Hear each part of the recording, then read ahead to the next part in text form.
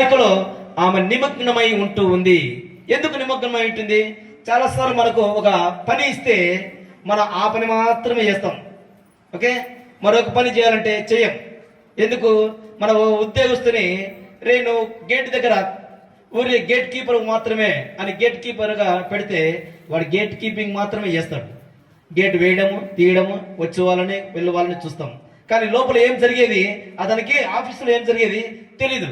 కానీ మరి తల్లి యొక్క విషయంలోకి వస్తే తనకి ఆమెకు దేవునికి తల్లి, దేవుని ఈ లోకానికి తీసుకుని వచ్చే ఒక వారధిగా ఆ తల్లి దేవుని చేత ఎన్నుకోబడి ఉంటుంది.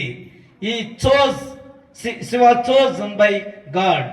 కావున మరి ఆ తల్లి ఎలా నిత్య సహాయమాతగా ఉంది అని మరోసారి ప్రశ్న వేసుకుంటే, ఈ తల్లిని మనం 3 భాగాలుగా 3 విషయాలను మనము గమనించాలా.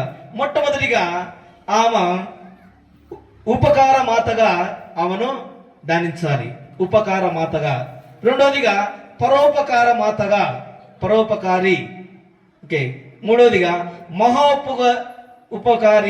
మహోపకారి మాతగా ఆమెను మనము కొనియాడుతూ ఉంటున్నాం. ఈ యొక్క 3 విషయాలను మొదటిగా ఏంటి? ఉపకార మాత. చెప్పండి, ఉపకార మాత.